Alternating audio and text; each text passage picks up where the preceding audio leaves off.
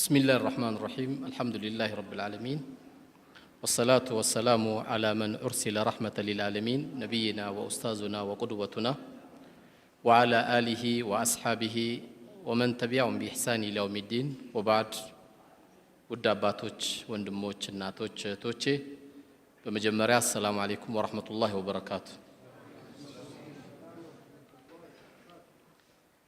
እንግዲህ ከወራቶች በኋላ አላህ Subhanahu Wa Ta'ala በሱ ፍቃድ ሆኖ እንድንተዋወስ ላደረገን ጌታ አላህ ምስጋና ይገባው።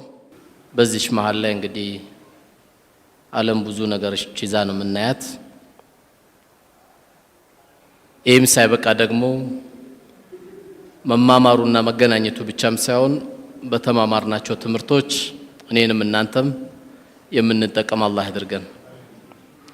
በምንማማራቸው ትምህርቶች የዛሬ ትምህርት ርዕሱ ኩራትን በሚመለከት ነውና ይሄ ኩራት የሚባለው ነገር ልባችን ላይ እንደ በሽታ የተቀመጠብን ሰዎች ካለን የምንለወጥበት ምንታረምበት ምናርምበት አላህ እንዲያደርግልን ጌታችን እየተማጸንን ወደ ዛሬው ርዕሳችን ኢንሻአላህ እንገባለን። ያው እንግዲህ ትምህርቱ ላይ ምን ጊዜም ስንማማር ተናጋሪው ጥሩ ሆኖ አድማጩ መጥፎ ሆኖ አይደለም። እኔም አንዱ የሰው ልጅ አካል ነኝ። ካሉት እዚህ ነገር ላይ መማርበት ወንድሞቼን ማስታወስበት ካላስተካከልኩት ማስተካከልበት ወንድሞቼ እህቶቼም ካላስተካከሉ የሚያስተካክሉበት ትልቅ ነገር ነውና ኢንሻአላህ እንተዋወሳለን። እንግዲህ አላህ Subhanahu Wa Ta'ala በተከበረው ቃሉ ምን ይላል? تلك الدار الآخرة نجعلها للذين لا يريدون علوا في الأرض ولا فسادا والعاقبة للمتقين ይላል። ያቺ የዘላለም አገር የምትባለው ታላቋ አገር ለነዛ በመድር ላይ መኮፈስ ለማይፈልጉ ሰዎች ነው ይላል። አንድ ትልቅ አገር ሁሉም ይጠብቃል። የትኛውም እምነት ያው ሰማይ ቤት እንገናኝ ይላል ወይም መንግስተ ሰማያት እንገናኝ ይላል። እኛ የውመል ቂያማ እንገናኝ እንላለን። ሆነም ቀረ የሰው ልጆች በአብዛኛው መቀስቀስ እንዳለ ወይም አላህ ፊት መቆም እንዳለ ያምናሉ። እና አላህ Subhanahu Wa Ta'ala ሁሉም ሰው ያቺን ቀን አይወርሳትም። የሚወርሷት እነዚህ አይነት ሰዎች ናቸው። እነዛ በመድር ላይ በሚኖሩበት ጊዜ በማንኛውም ሁኔታ የሚኮፈሱ አይደሉም ማለት ራሳቸውን ዝቅ አድርገው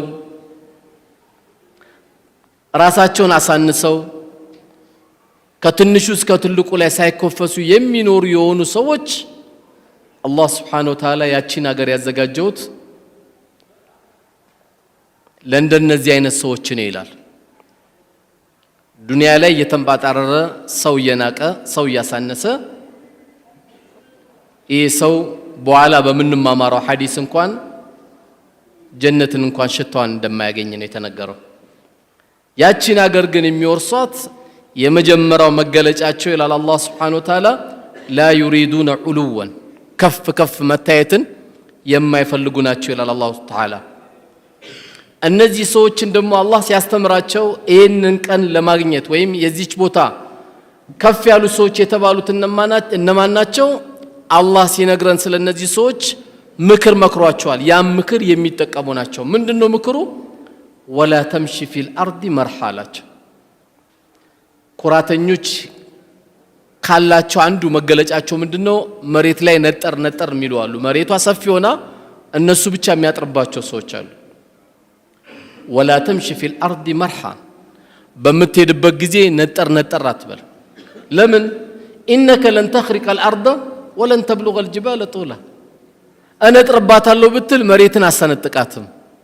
ወደ ላይ ደግሞ ከፍ ይያልኩ እነጥራለሁ ደግሞ ብትል ተራራ ላይ አደርስም ይያለ ነው። ትንሽ ናንተ ሰዎች የበለጠ ትንሽነታቸውን የሚያዩት መቼ ነው? በአሁን ሰዓት የተነሳው አውሮፕላን 20,000 ጫማ ርቀት አለው ተብሎ ከአውሮፕላን መስኮት አግኝተ ወደ ታች ስታይ ጉንዳን ነው የሚያክል የሰው ልጅ ጉንዳን ቺን ነው የሚታከለው። ሺህ ሆኖ ተሰብስበው አሉ። ሺህ ጉንዳን ነው የሚመስሉት። ያነህና አንተ በመሬት ላይ በምትንቀሳቀስበት ጊዜ ምናቱን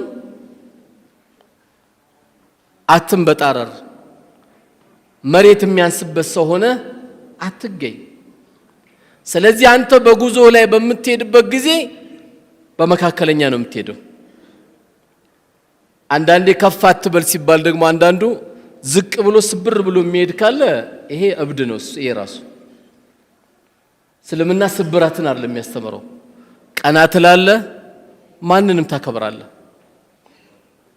ዝቅ ማለት የሚባለው ነገር ምንድነው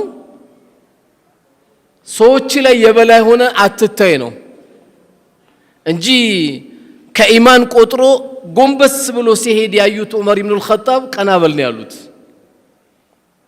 ቀናበል ነው ያሉት ምክንያቱም እንዲህ ጎንበስ ብለ የምትሄድ ከሆነ ከመኪና ትጋጫለህ ስለምና በድሎ ልትል ነው ከመኪና ተጋጭተህ ቀና ትላለህ ድንገት ሰውነህና ያየ ወንጀል ካለ አይነን ትሰብራለህ የማይፈቀር ነገር ካለ አይነን ሰበር ታረጋለህ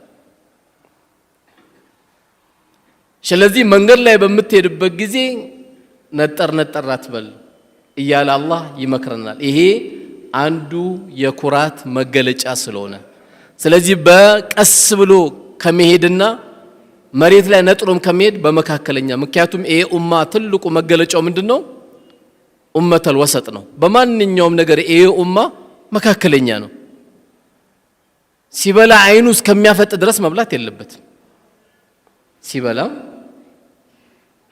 መካከለኛ መገለጫችን ስለሆነ ስንተኛ ሚሻንተኛለን ጧት 5 ሰዓት ምን እንነሳ ከሆነ ይሄ በሽታ ነው ህክምና ይፈልጋል ይሄም ትተዋለ ትተኛለ ሳይንሱ የፈቀደልህ ሰዓት አለ ሸሪዓው ደግሞ የፈቀደልህ ሰዓት አለ ከኢሻ በኋላ ወሬ ማውራት የተጠላ ነው አሉ ነብዩ አለይሂ ሰላቱ ወሰለም ከሱቢ በኋላ ደግሞ መተኛት የተወደደ አይደለም ወደ ስራ መሄድ ስላለብህ ማለት ነው እነዚህን ሲስተሞች ነው የምትጠቀመው ሌላው የኩራት መገለጫ የሆነውን አላህ ሲነግረን ምን ይላል ወላ ቱስኢር خدك للناس ሰዎችን በመታናገርበት ጊዜ ጉንጭን አትስጣቸው ወይም የንቀት አመለካከት እዚህ ጋር ያወራህ ነው ግን የንቀት አመለካከት አታደርጋቸው መናቁን ተውና ሐጃቸውን እንኳን ባትፈጽመው ቢያንስ አዳምጣቸው ተነፈሳርላው خلاص እኔ አልችለውም አፉ በለኝ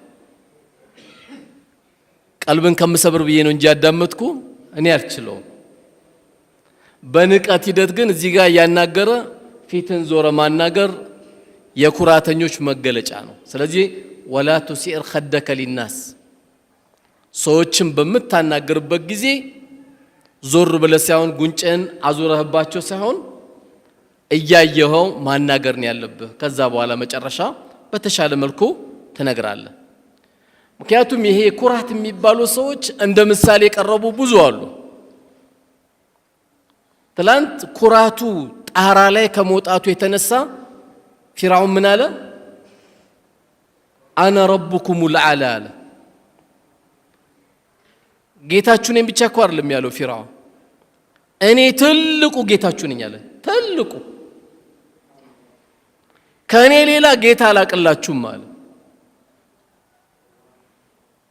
ቲቢቱ ወጠረው ልክ ዛሬ ዓለም ላይ የፊርዓውን ጓደኞች እንደሚፈጥሩት አይነት ሕፃን ልጆችን የሚገል የነበረ ነው يذبحون أبناءكم ويستحيون نساءكم አለ የመጨረሻ ከኩራቱ ከንቀቱ የተነሳ ወንድ ልጅ ተወለደ ሲባል ያርድ ነበር ሴቶችን ደግሞ ይተዋቸው ነበር ለምን ወንበሬ ላይ የሚመጡ አሉ ብሎ ስለሚፈራ ለዛ ወንበሩ መክፈል ያለበት ሕፃን ልጅ መግደል ከሆነ ይገላል ገደለ ከኩራቱ የተነሳ ምን አለ እኔ ነኝ ትልቁ ጌታ አለ አላህ ደግሞ የሰራቸው ግፎች ከባድ ስለሆኑ ይህ ሰው እስከ የውመል ቂያማ መታወስ ስላለበት ምልክቱን አስቀምጠው አላህ ምን አለ فاليوم ننجيك ببدنك لتكون لمن خلفك آية እስከ የውመል ቂያማ ድረስ ጀናዛው ምልክት አድርጌዋለሁ አለ አላህ ይሄ ነበር አነ ረብኩሙል አዕላ የሚለውን ለማየት የፈለገ ግብጽ ሄዶ ማየት ይችላል ማለት ነው። አንተን ጀሰድን ሰውነትን እስከ የውመል ቂያማ ምልክት አድርጌዋለሁ። ማን ከለከለው? ለምን ሞተ? ማን ሙታለው? ሞተ። ያ ሁሉ አመታት ጣጊያ ነበር፣ ድንበር ያለፈ ነበር። ሕፃን ልጅን ከመግደል የበለጠ እኮ ልቡም አይኑም የታወረ ሰው የለም። ሕፃን ልጅን እስከ ማረድ የደረሰን ይሄን የተረገመውን ፊርዓውን አላህ ሱብሓነሁ ወተዓላ ያው ለምልክት አድርጌላቸዋለሁ አለ። ልብ ያለው ይማራል። ልብ የሌለው ሌላ 10 ፊርዓውን ጀናዛ ቢቀመጥለትም አይማርም። ግን እንደ ታሪክ መወራቱ ይህ ሰው አይቀርም። ያ ሁሉ ያደረጋቸው ጀነትን የፈለገች የሱን ጭካኔ የሱን መጥፎነት እንኳን ያየች እናታችን አሲያ የቤተ መንግስት ኑሮ ሳይናፍቃት ጌቷን የጠየቀችው ምን ነበረ? ረቢ ብሊኒ ኢንደከ በይተን ፊል ጀነ ወነጅኒ ሚን ፊርዓውን አለች። የምን ባል ነው? ከቆሻሻ ባል ጋር ምንድነው የምተኛው አለች። ቆሻሻ ባል ነው ብላ ተወችው። እሷ ጌታ ያንተ ዘንድ ቤት ስራልኝ፣ እኔ ቤተ መንግስት ይወታርልም የናፈቀኛለች፣ አንተ ጋር ያለው ቤት ነው አለች። ያን ቤት ስራልኝ ብላ ዱዓ ጠየቀች። ልጅ ከሚያርድ ሰው ጋር እንዴት ትተኛለህ? ልጅ ከሚያርድ ሰው ጋር እንዴት አብረህ ትቀመጣለህ? እንዴት አብረህ ታወራለህ የዚህ አይነት ሰው ጋር? አንተም ባይገልህ ነው የሚገርመው እኮ። ይህ ሰው ዛሬ አላህ ሱብሓነሁ ወተዓላ ለምልክት አድርጎ አስቀምጦታል። እስከ የውመል ቂያማ ማንም ሰው ያየዋል ማለት ነው። ልክ እንደ ፊርዓውን ደግሞ በታሪክ የሚታወቀው የምታውቁት ሱረቱል ቀሰስ ስንቀራ፣ ያው ሱረቱል ቀሰስ በአብዛኛው ታሪክ የሚያነሳው በቃ ስለ ሙሳ ነው። ቁርአን አንዳንዴ እኮ ለሙሳ ነው እንደወረደው እስኪባል ድረስ በአብዛኛው የሙሳ ህይወት በጣም ሰፊ አድርጎ ቁርአን ስለነገረ ነህኑ ነቁሱ አለይከ አህሰነል ቀሰስ ብሎም ደግሞ ልክ ሱረቱል ዩሱፍ ላይ እንደነገረ ማለት ነው። ሱረቱል ቀሰስ ላይ ሌላ ታሪክ ባለ ታሪክና ጥጋበኛ ኩራተኛ ደግሞ የነበረ አንድ ሰው ነበር። ማን ይባላል? ቃሩን ይባላል። በወቅቱ የነበረው የገንዘብ ሚኒስቴር ነበረ። በጣም ብር አለው፣ በጣም ይቆጥራል። ኢነ ቃሩን ካነ ሚን ቀውሚ ሙሳ አላህ። ቃሩን የሚባለው በሙሳ ጊዜ የነበረ አካል ነው አለ አላህ ሱብሓነሁ ወተዓላ።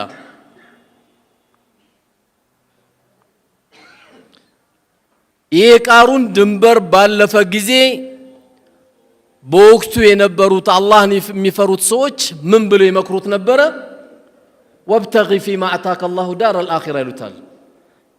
ያንተ ሀብት ያንተ ነው፣ ያንተ መልካም ላንተ ነው። ስለዚህ አላህ ከሰጠ ርዝቅ አካፍል ስጥ አሉት።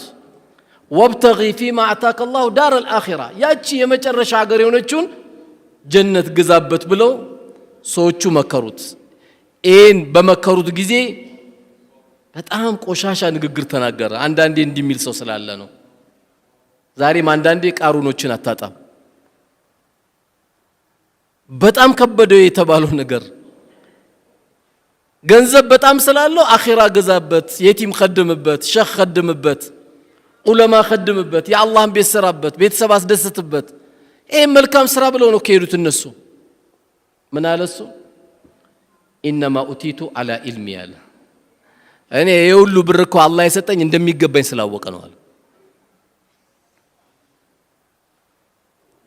ልክ አንዳንድ የዘመኑ ሰው ይላል በኢልማችን፣ በእውቀታችን፣ በጥበባችን ይላል። ማታ 4 ሰዓት ተኩል ስታየው ያለ ጥበቡ ወርቋል፣ ተኝቷል እኮ። የቱን ያንተ ጥበብ? በአላህ ኃይል እንጂ አንተ የለህም። ቃሩን ከባድ ንግግር ተናገረ። በቃ አላህ እቺን ከባድ ንግግር ቁርአን ላይ ያስቀምጣት። ጉራው ደግሞ አላህ ሱብሓነሁ ወተዓላ ምን አደረገው? ይህም ባለ ጊዜ ፈኸሰፍና ቢሂ ወቢዳሪ፣ ገንዘቡንም እሱንም አስምጫዋላት መሬቱ። ያ የጎረረበት የሚባለው ገንዘብ መሬቱንም አናገራት፣ አስምጩ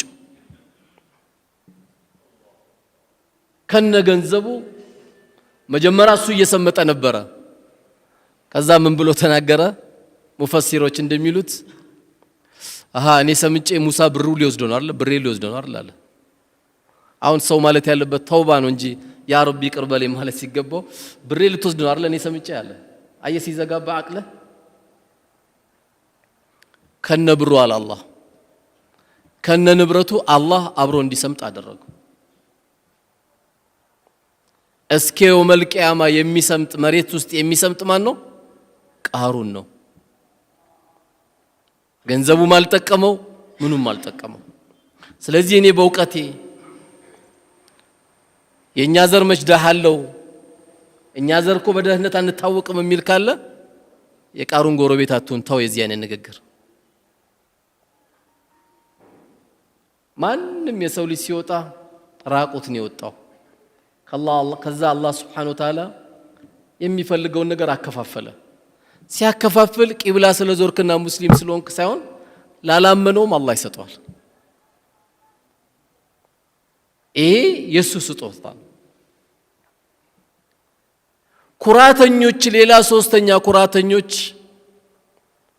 በተለይ ወንበር አለን ጠባቂ አለን መሳሪያ አለን ከዓለማት ሀያልነን ለሚል ሁሉ እንደ አምባገነን ከሚገለጸው አንዱ ማን ነው ነምሩዝ ነው ነምሩዝ በማን ጊዜ የነበረ ነው በነብዩላህ ኢብራሂም አለይሂ ሰላም ጊዜ የነበረ ሰው ነው ይህ ሰው አነ ኡህይ ወኡሚት ብሎ ሁሉ ተናግሯል እኔ እገላለሁም ሕያው ማደርጋለሁ አለ እገላለሁ ሕያው ማደርጋለሁ ሲል የነበረው እስቲ ያሳየን ሲሉት አንድ ሰው ይገልና ከእስር ቤት ደግሞ አንድ ሰው ያወጣና ይሄው ሕያው አደረኩት ይሄው ገደልኩት ይላል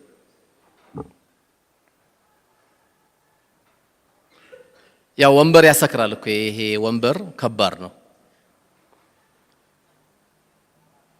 እንደ ወንበር ምድር ላይ የሚያሰክር ነገር የለም እሱ ለወንበሩ ሲል ወንድሙ መግደል ካለበት ይገላል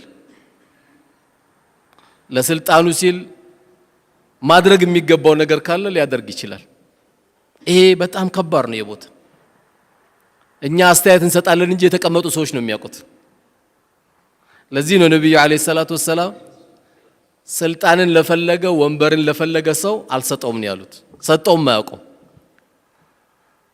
በሳቸው ጊዜ እጁን አውጥቶ ምረጡኛል የለማ አማናውንና ቦታውን ስለሚያውቁት ይደበቃሉ ሰሃቦቹ ብዙን ጊዜ ትልቅ ቦታ የሚመረጠው ሰሃባ የተደበቀ ሰሃባ ነው የሚመረጠው ኩራት ያመጣብህና ብዙ አላስፈላጊ ነገሮች ላይ ተገባል ነምሩዝ እንግዲህ ያላደረገው ግፍ የለም ያልሰራቸው ስራ የለም ግን አላህ ብዙን ጊዜ ትልቅ ነኝ የሚሉ ሰዎች በትንሽ ነገር ነው የሚወስዳቸው ሲወስዳቸው ከዚህ ዱንያ በትንሽ ነምሩዝ የሚገርማችሁ እኔ ገላለሁ አነሳለሁ የሚለው ነምሩዝ አላህ Subhanahu Wa Ta'ala እኮ የቀጣው በአፍንጫው ትንኝን ይላከለት ወኢነ ጁንደና ለሁሙል ጋሊቡን ነው የኛ ወታደሮች ምን ጊዜ ማሸናፊዎች ናቸው ነው የሚለው አላህ ነፋሱ የሱ ፀሐዩ የሱ ዝናቡ የሱ ሁሉ የሱ ነው ምንም ያ ሁሉ የነበረው ነምሩዝ ትንኝ ብቻ ላከበት ትንኙ አዚውስ ገባች ወታደሮቹ መጥቶ አብሽር አይዞ ይሉታል አይዞ አትበሉኝ ጫማ ያመጣችሁ ጭንቅላት የምቱኝ ይላቸዋል እንዲወጣል ይመታችሁ ምቱኝ ይላል አላህ ማንም ሰው ከታሪክ ተምሮ እንዲጠነቀቅ ነምሩዝ አንዱ ታሪክ ነው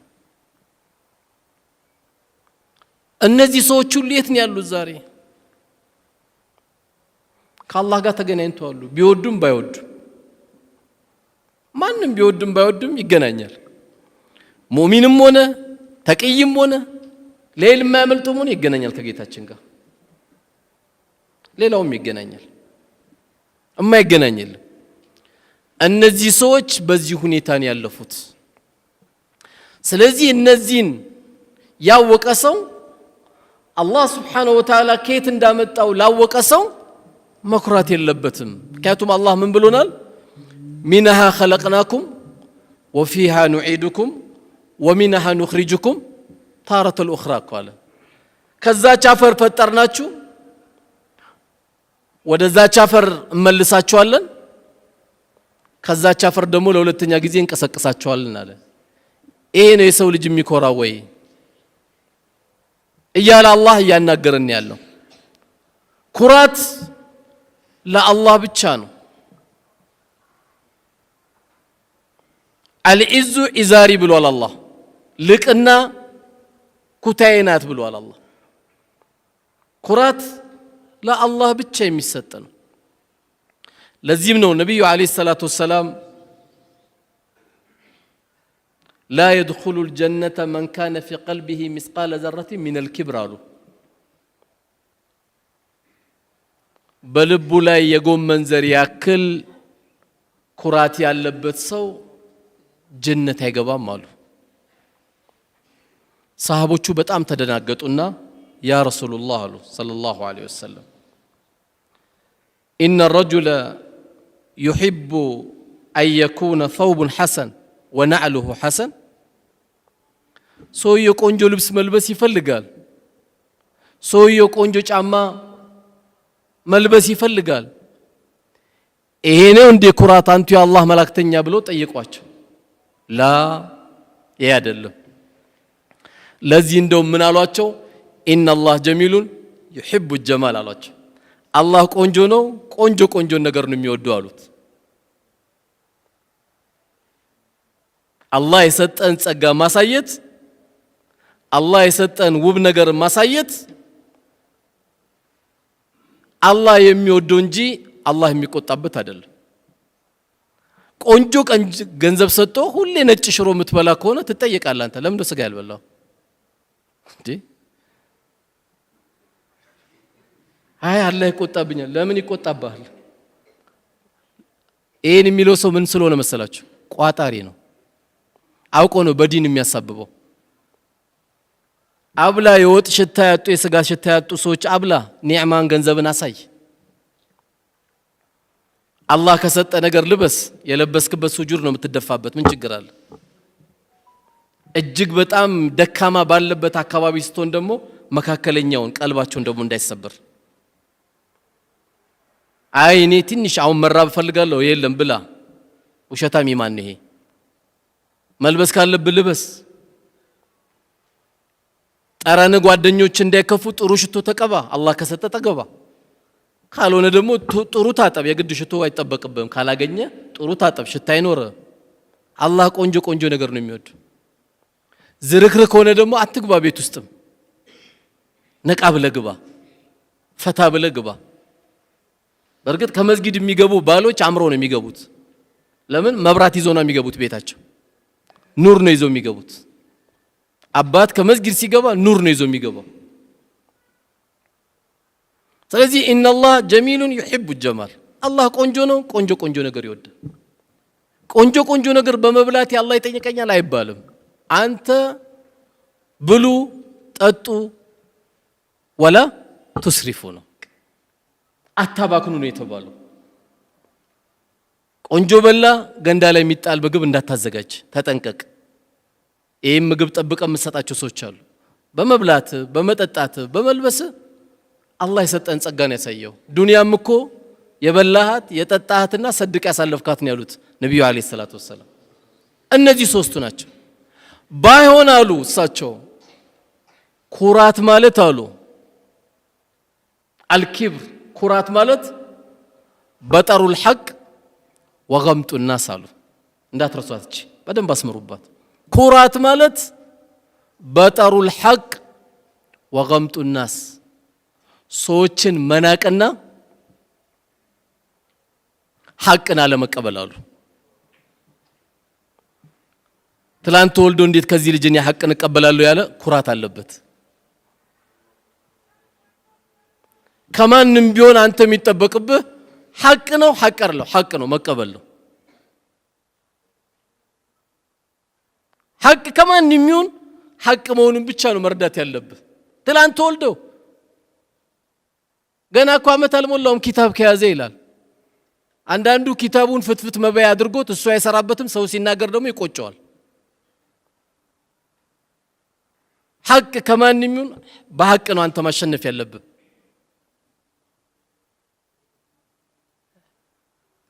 መለኪያችን ሰው ሳይሆን መሆን ያለበት መለኪያችን ሐቅ ነው ሐቅ አይደለም። ሁለተኛውን ደግሞ ምን አሉ? ወገምጡ الناس አሉ፣ ሰዎችን ማሳነስ መጣ። ደግሞ ይሄ የደሃ ልጅ ይላል አይደል? አንዳንዱ የደሃ ልጅ ይላል። አጭ ማን አንተ ግን በአላህ የደሃ ልጅ ሱብሃንአላህ። إن الله غني ونحن فقراء። الله መሬት ላይ ካወረዳት አንፃር ስናይ እኮ غني የሆነው እሱ ብቻ ነው፣ ፉቀራ ሁላችንም ነን። የደሃ ልጅ ይላል። ይህም ሳይበቃው ደግሞ የእናንተ ዘርማ ይላል። የእናንተ ዘር እናቃቸዋለን ይላል። አራት ወልዶባት ህይወቱን ተደስቶባት ሳላውቅ ነው እኮ የእናንተ ቤት ዘር ውስጥ የገባሁት ይላታል። አጂብ! ማን አንተ? ማን የነገር ያንተን ዘር? ማን ነው በዘር ካርድ ያዘ ሰው አለ እንዴ? ያ ሁሉ ያሳለፈች እህትን ነው እንዴ አንቺ ተሳስቼ ነው በእናንተ ዘር ውስጥ የገባሁት ምትላት? በጣም ትልቅ ስህተት ነው።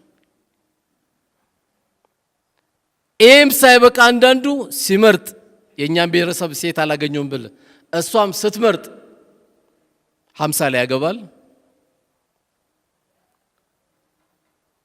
51 ላይ ልጅ ይወልዳል። የ9 ዓመት ልጅ የቲም አስረክቦ ቀብር ይሄዳል። 30 ላይ ሲያገባ አባት አላቸው ትልቅ ልጅ አድርሰዋል። 50 ላይ ሲያገባ አንድ የቲም ጥሎ ይሄዳል ወይ ሁለት የቲም ጥሎ ይሄዳል። የኛ ብሔር እያለ ሲፈልግ እንደ ሱፐርማርኬት ዕቃ አላገኘም። ለዚህ ነው የዚህ አይነት ቆሻሻ ውስጥ እንዳይገባ إذا جاءكم من ترضون دينه وخلقه فزوجوا። ዲኑን የምትወዱለት ጥሩ ስነ ምግባር ያለ ልጅ መጥቶ እናንተ ቤት ልጃችሁን ከጠየቀ ፈዘውጁ ስጡት። የሚያስበው ደግሞ በገንዘብ ብቻ ደግሞ ከሆነ ልጅን ባሪያ ያደርጋታል። አንተንም ማያዘይር እናቷንም እንዳዘይር ያደርጋታል። አኽላቅ ካለውስ አንቺ ለኔ የምትሆኚ አልመሰለኝም። ለምን እናትሽን እስከዛሬ እንኳን አስታውሰሽ አታውቂም ይላታል። ጥሩ ባሌን ነው እኮ የሚለው። እናቴን ልዘይር እንዴት አላልሽም ይላታል። አኽላቅ አለው። ይሄ ነው ልጅ ማለት እንጂ ሰዎችን በዘራቸው ማግኘት በሚገባቸው ነገር ስላላገኙ በሚል ማሳነስ ይሄ ኩራት ይባላል። በጣም በሚያሳዝነው መልኩ ደግሞ ጀነት አይገባም። ትንሽም ብታክል ኩራት ካላቸው ከተባሉት ሰዎች አንዱ ይሄ ነውና ነብያችን ሰለላሁ ዐለይሂ ወሰለም የሰው ዘርም የሚዘድብ በዘሩም የሚንቀባረር ከኛ አይደለም ያሉት። የሰው ዘርም የሚሰድብ በዘሩም የሚንቀባረር ከኛ አይደለም ያሉት። እኛውን አድንቀን አንደኛ በዓለም ዘር የምንለው የለም። በዓለም ግን አንድ ሰው ትልቅ መሆን ይችላል አላህን ከያዘ ትልቅ። ኳታር ለምንድን ነው የወደድናት? ኳታር የዓለም ዋንጫ አስተዛጋጅ ለምን ወደድናት? ኳሱን የወደድነው እስላማዊ ስነ ምግባር ነው የወደድነው። እስላማዊ ስነ ምግባር እኮ ስላየን ነው። ልቡስ ገባች። እሷ ያዘጋጀችው ኳስ ሳይሆን ስነ ምግባር ነው ያዘጋጀችው። ኳስማ የቀበሌ ቡድን ነው የሚመስለው አይደል እንዴ? ኳታር ኳስ አይደለም ያሳዩት እነሱ። ለዓለም ልጆች የሚሆን ኳስ ግን አሳዩ። ዓለም ትልቅ አረጋቸው። ወንድ ለወንድ እንጋባለን የሚሉ ሰዎች ምልክት ይዘው የመጣ ሰው እዚች ሀገር አይገባም አሉ። ተንገዳግሮ ሰክሮ ኳስ የሚያካል እሱንም አንፈቅድም አሉ። አየህ እንዴት ትልቅ እንደምትሆን አላህ ከፍ ሲያደርግህ በዚህ ከፍ ልትል ትችላለህ። ዲን የበላይ ባደረግ ቁጥር ከፍ እያልክ ነው የምትሄደው። ስለዚህ እኔስ ምን ያህል ልቤ ላይ ኩራት አለ እውነት ሰው ንቃለው አልንቅም ብለን በጣም እኮ ከፍተኛ እኮ በሽታ እኮ ነው ኩራት በመሐከላችን። ወንድምን አይቶ ታውቃለህ? ተውባክ ማን አንተ? አሁን እኮ ኪስ ያበጠ ብለህ ነው እኮ በቃ የሆነ ባንክ እኮ ገንዘብ ስላለ ነው እኮ። እናትን አይቶ ታውቃለህ? በቃ አላህ ያለቀን አያታለሁ። አየው ልብ ውስጥ ሲቀመጥ ኩራት ስንት የሥራ ማስታወቂያ ይወጣላል። አይ ይሄ ስራ ነው ያልገባም ለምን እኔን አይመጥነኝም ይላል። ሞባይል መቀማት ነው እንዴ? አንተን የማይመጥን ሌብነትና ውሸት ነው። ስራ ጋገኘ እየሰራ ያ ረቢ ደግሞ የተሻለ ስራ አስጠኝ ትላለህ። ስንት ስራ ያለ አይ እኔን አይመጥነኝም አረ ፕሮቶኮል ይበላል እንዴ ይላል። ፕሮቶኮል ሞባይል ቀምቶ መሮጥ ነው። ፕሮቶኮል የተሰጣ ልብስ ቀምቶ መውሰድ ነው። ፕሮቶኮል የሰው እንባን ማስለቀስ ነው እንጂ እኔን አይመጥንም እያል እየተኮፈስን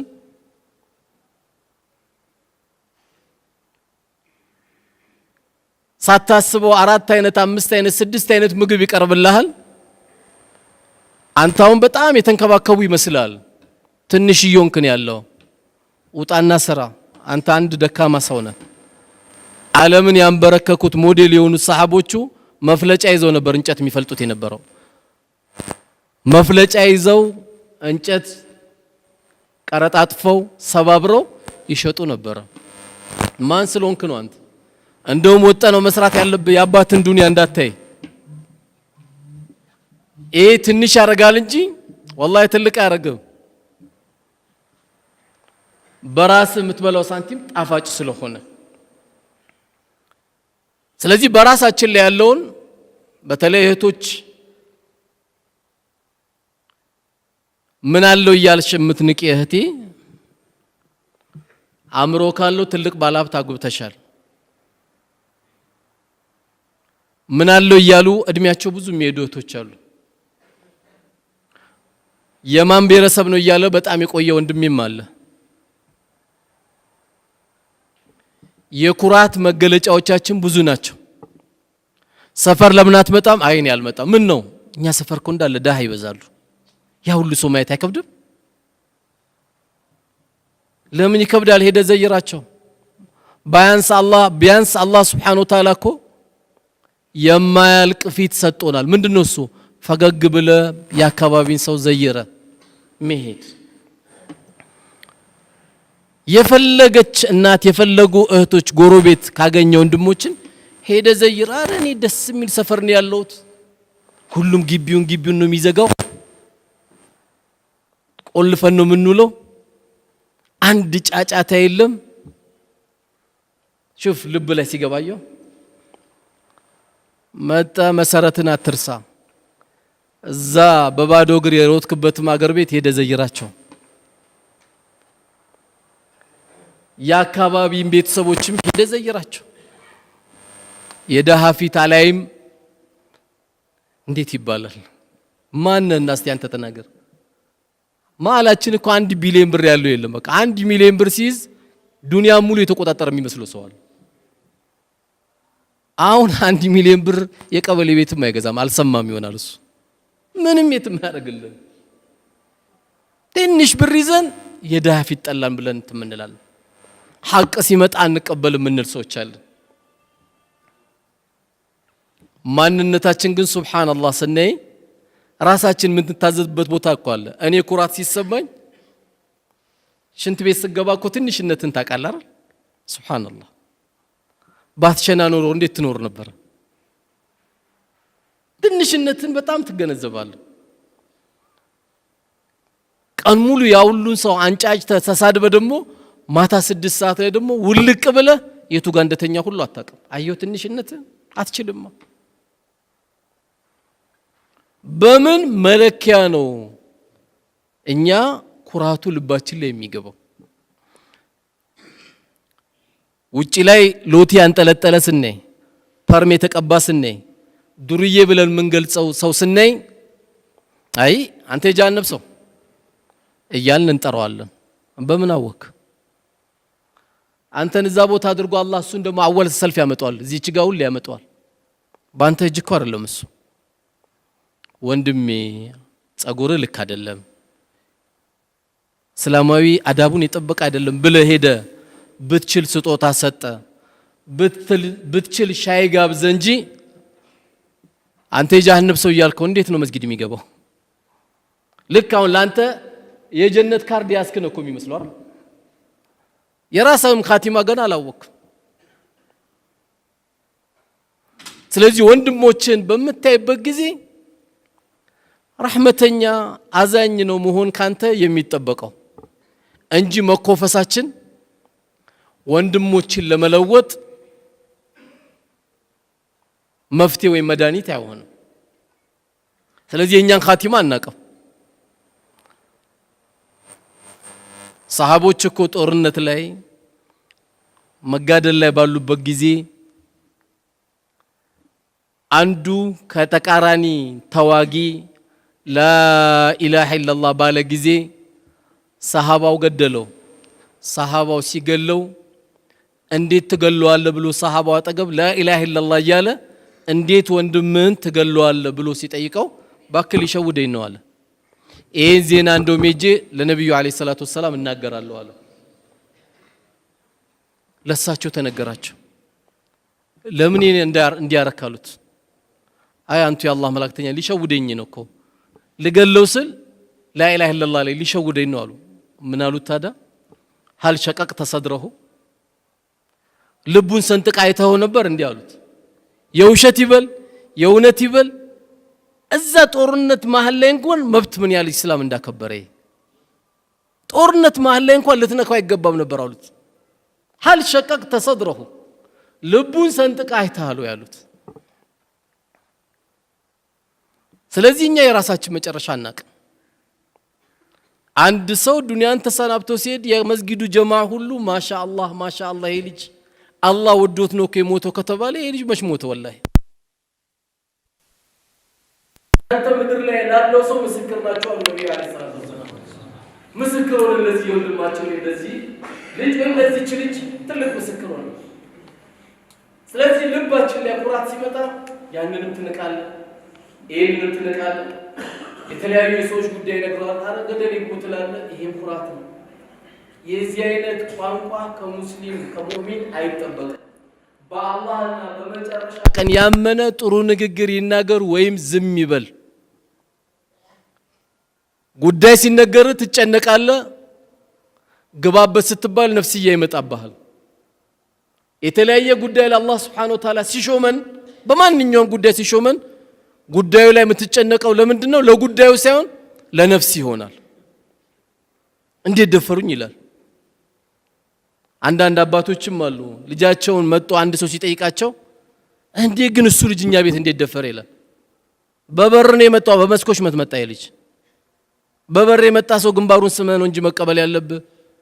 ልጅን የጠየቀ ሰው እኮ ትልቅ ሰው ነው፣ አክብሮካል፣ አላህን ፈርቷል።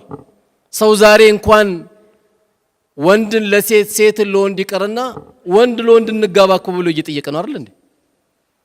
እንደገና ወደ እንስሳት መለወጥ አለብን ብሎ እንስሳቶች ራሱ እኮ ክልክል የሚያደርጉት ነው። እንስሳቶች ወንድ የሆነ እንስሳ ወደ ሴት እንስሳ እንጂ ወንድ የሆነ እንስሳ ወደ ወንድ እንስሳ እንትን አይልም አይቀርብም። ከእንስሳት በታች እንሁን ብሎ ይሄን እየጠየቁ ነው። እንዴት እነዛ ቤተሰቦች እነዛ ዘሮች የኛም ቤተሰብ እንዴት ደፈሩን የሚላል ዛሬ ወላሂ በስልክ የተነገረኛል። ዛሬ እንዴት እሱ ልጅ ደፈረን ለምንድን ያሉሽ ስላት አንደኛ 15000 ብር ብቻ ነው ደሞዙ ብሎ አባቴ ያነሱብኝ አለች። ሁለተኛ እንዴት እኛም ቤት እሱ እንዴት ደፈረ? እቺ ልጅ እኮ የጎመን ዘር ያክል ኢማን ልቧ ላይ ስላለ እንጂ እኮ አርግዛ መግባት አቅቷት እኮ አይደለም።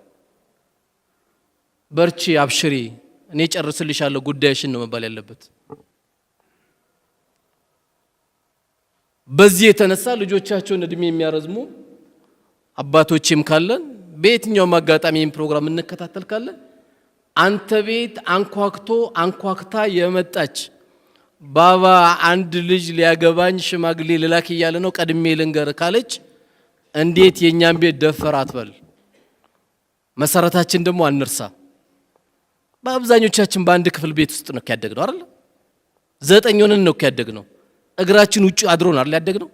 አንድ ብርድ ልብስ ለ9 ለ7 አይደል እንዲያደግነው። ይሄ ሲጎትት ያ ሲጎትት በጫማ ጥፊ እየመታው በቦክስ እየመታው እየወሰርክ በእንዲህ አይደል እንዲያደግነው። እኛም ቤተሰብ ዛሬ 00 መኪና ስለያዝከ ነው እንዴ? ነገ ይቀበላል አላህ ከፈለገ። ሁሉም በሱ እጅ ነው እኮ። ኒስትሮ ለምን አይመጣም? አክብሮ ካለ አንተ ትልቅ ሰው ነው፣ ትንሽ ልጅ አይደለም። የኛ ዘር ሚል ካለ ነብዩ አለይሂ ሰላቱ ወሰለም የቁረይሽ ዘር ናቸው። በጣም የሚወዷት ልጃቸው ፋጢማ ናት። ለሷ ያስጠነቅቋት ምንድነው? ያ ፋጢመቱ ቢንቱ ሙሐመድ ሰሊኒ ማ ኡጢኪ ላ ኡግኒ አንኪ ሚን አላህ ሸይአን።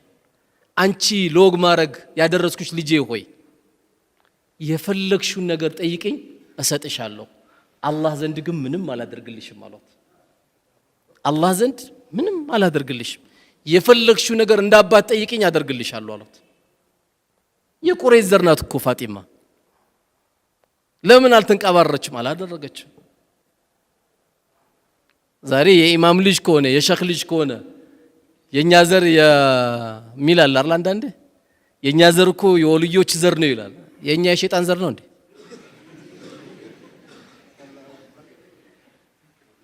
ማንም የሸይጣን ዘር የለም።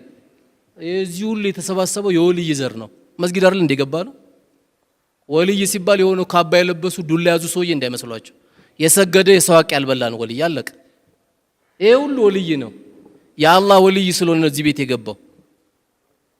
እኛ ወልይ ለምን አሰግድም ሲባል አይ እኛ አያታችን በደንብ ሰግደውልናል ይላል። አጃይብ። አንዳንዱ እኛ የቃጥባሪ ዘር ነን ይላል። ቃጥባሪን መች አወቃቸው? ብታቃቸው ቃጥባሪ ዘር ነኝ አትልም ነበረ። ሰኞና ሐሙስ የማያመልጣቸው የአላህ ባሪያ ነበሩ። የጣፈጠ ምግብ ሲያገኙ አላህ በዚህ ቆንጆ ምግብ ምን ይሉኛል የሚሉ የነበሩ ናቸው። ታሪካቸውን በደንብ ወቃቸው። አላወቃቸውም። ለይል ሰላት አያመልጣቸውም። እንዳንተ 5 ሰዓት አይደለም የሚነሱት። የዚህ ዘር ነኝ መጀመሪያ ዋቃቸው እሳቸውን። እኔ የከድር ዘር ነኝ፣ እኔ የዚህ ዘር ነኝ። የለም ምንም አይጠቅመም። ላንተም ለኔም የሚጠቅመን አላህ እንደው ትንሽ ሰበብ አድርጎ የሚቀበለን ስራ ሰርተን መሄድ ብቻ ነው እንጂ የዚህ ዘር ነኝ የዛ ዘር ነኝ የለም። አብዱል ቃድር ጀላሊን ታሪኩን ብታይ የአላህ ባሪያ፣ ከድርን ብታይ ሱረቱል ዩሱፍ ላይ ሱረቱል ካፍ ላይ ታሪካቸው የተቀመጠ የአላህ ትልቅ ባሪያ። ሳዳ ሰው የምትወደውን ትከተለዋለህ እንጂ እሳቸው የማያውቁትን ልክ በኢሳ ላይ አለይሂ ሰላም እንደተፈጠረ ነው አይደል እንዴ? ኢሳ ጌታ ነው ሲሉ ኢሳ ግን ነገ የውመል ቂያማ አላህ ሲጠይቀው ምን ይለዋል? አአንተ ቁልተ ሊናስ ተኺዙኒ ወኡሚሂ ኢላሂን፣ እኔና እናቴን ከአላህ ውጪ ጌታ አድርጋችሁ ያዙ ብለ እናትን ከአላህ ውጪ ጌታ አድርጉ ብለ ያዙ ብለ ተናግራህ ሲለው ለኢሳ ወይም ለኢየሱስ አላህ ሰላሙን ያወርድበትና ምንድነው የሚለው? ቃለ ሱብሃነክ። አየው ጌታዬ ጥራት ይገባ፣ ጌታዬ ጥራት ይገባ። ቶሎ መልስ ውስጥ እኮ አልገባም። ጥራት ይገባ። ኢን ኩንቱ ቁልቱ ፈቀድ አሊምተ ብዬ ከሆነ አንተ ታውቃለህ። ተዕለሙ ማ ፊ ነፍሲ ወላ አዕለሙ ማ ፊ ነፍሲክ። አንተ ውስጥ ያለውን ያላቅም እኔ ውስጥ ያለው ግን አንተ ታውቃለህ። ባይሆን እኔ ያልኩት አላህን ተገዙ መልእክተኛውን ተከተሉ ከማለት ውጪ ሌላ አላልኩም ይላል።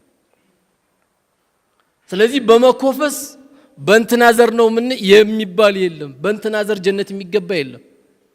ይሄ ሲባል ደግሞ ጎበዝ 5 ወቅት ሰላትም ስለሰገድን ጀነት እንገባለን ብለን አይደለም። በእዝነቱ ነው። አላህ በእዝነቱ ነው እንጂ የሰራነው ስራማ አላህ ቢይዘን በስንቱ እንተርፋለን። በየቀኑ ቢለቅምብን እናድራለን። እንዲህ አንድ ቀን እምንኖረው በረህመቱ ነው። ጀነቱን የሚሰጠን አላህ በረህመቱ በእዝነቱ ነው። ምኑን ሐቁን ከፍለ ለረብል ዓለሚን ይሄ ሁሉ ረህመት አውርዶልን ምኑን ልንከፍለው ነው? እሱን ጀነት ምን ጠይቀው? በዚህ ጌታዬ እንደው ስላዘዝከን እንሰግዳለን፣ ጀነቱን በአንተ ረህመት እንከጅላለን እንጂ ብዙ የሚጠበቅብን ሰዎች ስለሆነ። ስለዚህ ከስራም ቦታም የኩራት በሽታ ያለብን ሐቅ ሲመጣ ነገ ጁምዓ እኮ እዚህ መስጊድ ላይ አሁን የቀራው ጻል ልጅ ኹጥባ ሊያደርግ ይችላል እኮ አሁን ቁርአን የቀራው ጻል ልጅ ኹጥባ ሊያደርግ ይችላል ማን ይከለክለዋል አየው እስልምና ማንንም አይከለክለውም ቁርአን መቅራት ይችላል አይችልም ይኹጥባል አይኹጥብም ነው እንጂ የሚባለው ይሄ ጻል ልጅ አይባልም እንዴት ከጻል ልጅ ሐቅ ይቀበላል አይባልም ትላንት ከተወለደ ልጅ አይባልም ኩራት ያለበት ሰው ደግሞ አንድ ሐዲስ አያቅም መስማትም አይፈልግም መስጊድ ላይ የሆነ ነገር ሲሰማ ደግሞ ያንቀጠቅጠዋል በቃ ወባው ይነሳበታል ገና ሰላም አለይኩም ወራህመቱላህ ሰላም አለይኩም ላጥ ብሎ ይወጣል አንድ ሐዲስ የለም መስጊድ ፕሮግራም ሲነገር ግን የሚያንቀጠቅጠው ሰው አለ ቁጭ ብሎ ለመከታተል ይቀርና አይከታተል ሸሩን እንኳን የማይቀንሳል ኩራት ከባድ በሽታ ከቀረበል ብላ ለዚህ ነው ነብዩ አለይሂ ሰላቱ ወሰለም የመጨረሻ ነው ثلاثه لا يكلم الله يوم القيامه ولا يزكيهم ولهم عذاب أليم አሉ ሶስት አይነት ሰዎች አላህ يوم القيامه በረህመት አይኑም አያያቸውም ከወንጀላቸውም አያጸዳቸውም ለነሱ ብርቱ ቅጣት አለባቸው አሉ የመጀመሪያው አንደኛው ከነዚህ ሶስት ውስጥ ማን ነው ሸይኹ ዛኒ ነው የሽማግሌ ዝሙተኛ ስሜቱ በርዶለት ተስቢህ ተህሊል ተህሚድ አድርጎ ወደ ቂብላ ዞሮ የመስጊዱ ውበት የሽማግሌ ውበት መሆን ሲገባው ከዚያ አጸያፊ ነገር ያልወጣ የሽማግሌ ዝሙተኛ ከማያጸዳቸው ሰዎች አንዱ ይሄ ነው ሁለተኛ ደግሞ ወዓይሉ ሙስተክቢር የደሃ ኮራተኛ ለምን የደሃ ኮራተኛ ተባለ ለኩራቱ መነሻ የለውማ ብላ አረ والله አሁን በልቻለሁ ይላል አፍንጫው እኮ ተጣሟል እኮ ሮቦት አሁን ጠግብ ያለው والله አሁን ይላል ምንም የለም እኮ ኩራት ወጥር አርጎት ስራ ይገኛል አይ ከነዚህ ልጆች ጋር እንኳን መቀላቀል አያስፈልግም አይ ስራው ቢቀርብኝ ይሻላል አይ አልገባም እዚህ አይነት ቦታ ስራ ይላል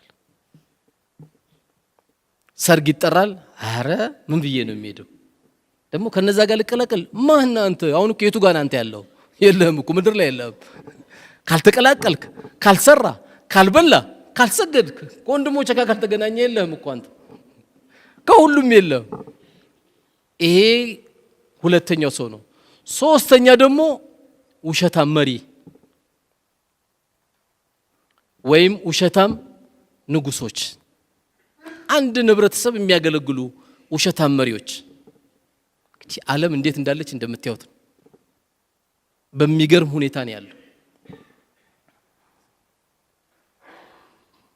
የተለያየ ነገር እናረጋለን ይሏል የለም ይሄ እንግዲህ ያው እናንተ በደንብ ታውቁታላችሁ እኔ ካብራራውት ያው ለሁለተኛ ጊዜ ቂሊንጦ ታስገቡኛላችሁ አጠቃላይ ግን ሶስት አይነት ሰዎች አላህ በረህመቱ ማያቸው ከወንጀል ማያጸዳቸው ቅጣታቸው ብርቱ የሆነባቸው ሰዎች የደሃ ኮራተኛ የሽማግሌ ዝሙተኛ የመሪ ውሸታም መሪ ሆኖ ውሸታም ልጆችንም ማስለመድ ያለብህ ባባ ጧት ስትወጣ ኮንት እንገዛላለሁ ብለይ ነበር ስትባል ልጄ አላህ ላለው በለው والله ልገዛልህ ለምን ትለዋለህ አላህ ላለው ልጄ በቃ ከዚሁ አስለምደው እሱም የሆነ ቦታ ተጠርቶ ሲጠይቅ አላህ ላለው ማለት ይጀምራል አደገ ማለት ነው ገብቷል በዚህ ነው ልጄ ማሳደግ ያለብህ ስለዚህ ኩራት የሚባለው ነገር በማህበረሰባችን እንዳንቀራረብ ኒካ እንዳይተሳሰር አንዱ ዘር ከአንዱ ዘር እንዳይተዋወቅ ያደረገን ኩራት ነውና አላህ Subhanahu Wa Ta'ala እኔንም እናንተንም ከኩራት አላህ ይጠብቀን ሐቅን ከሚቀበሉ ሰዎች አላህ ያድርገን ልቦናችን ከማንም ይሁን ከምንም ለሐቅ ነገር ምንንበረከክ ሰዎች አላህ ያድርገን ዓለም الإسلام ካለበት ውጥንቅጥ አላህ ይድረስለት አላህ ይድረስላቸው ሕፃን ሳይሉ ሴት ሳይሉ ለሚያርዱ ለሚገሉ ሁሉ አላህ ይበቀላቸው አላህ ይበቀላቸው የሞቱትንም የሸሂድ ደረጃ አላህ ይስጣቸው እኛም ዝም ብላችኋል ብሎ አላህ ከሱ ቁጣ አላህ ይጠብቀን ወንድሞቻችን አላህ ይድረስላቸው የተበደለ ሁሉ አላህ ይድረስለት ከመበደልም አላህ ይጠብቀን አንድም ሰው ዱንያ ላይ ስንኖር ሳያዝንብን ከአላህ ጋር ምንገናኝ አላህ ያርገን አላህ ይድረስላቸው ቢያንስ ዓለም ጭንቅ ላይ ያለችው እጃችን አውጥተን ያ ረቢ ፈርጃቸውን በልስቲ ከፍ አርግጀን አላህ ይፈርጃቸው አላህ ይድረስላቸው አላህ ይድረስላቸው اللهم انصر الإسلام والمسلمين اللهم انصرهم اللهم انصرهم اللهم انصرهم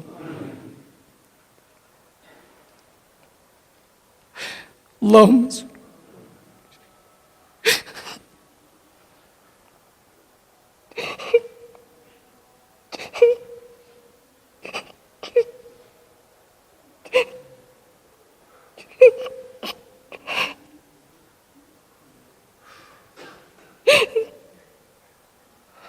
اللهم انصر الإسلام والمسلمين اللهم أنت ترى أحوالهم قتلوا النساء وقتلوا الصبيان وحرقوا بيوتهم اللهم احرقهم اللهم زلزلهم اللهم زلزلهم اللهم انصر إخواننا المستضعفين في فلسطين اللهم انصر الإسلام والمسلمين في فلسطين اللهم انصرهم اللهم انصرهم اللهم انصرهم اللهم أنت ترى أحوالهم اللهم أنت ترى أحوالهم اللهم انصر دينك وكتابك وسنة نبيك يا رب العالمين اللهم انصر من نصر الدين واخذلهم من خذل الدين اللهم أرنا عجائب وقدرتك اللهم أرنا عجائب وقدرتك اللهم أرنا عجائب وقدرتك يا أكرم الأكرمين ويا أرحم الراحمين يا من بيده ملكوت كل شيء يا أمر بين الكاف والنون على أعدائك وأعداء المسلمين بسوء فأشغله بنفسه بسوء فأشغله بنفسه اللهم ارحم موتى المسلمين اللهم ارحم موتى المسلمين اللهم ارحم موتى المسلمين اللهم وفقهم شهداء المسلمين في الجنة يا رب العالمين اللهم أفرغ صبرا على إخواننا المستضعفين في غزة يا أكرم الأكرمين ويا أرحم الراحمين سبحان ربك رب العزة عما يصفون وسلام على المرسلين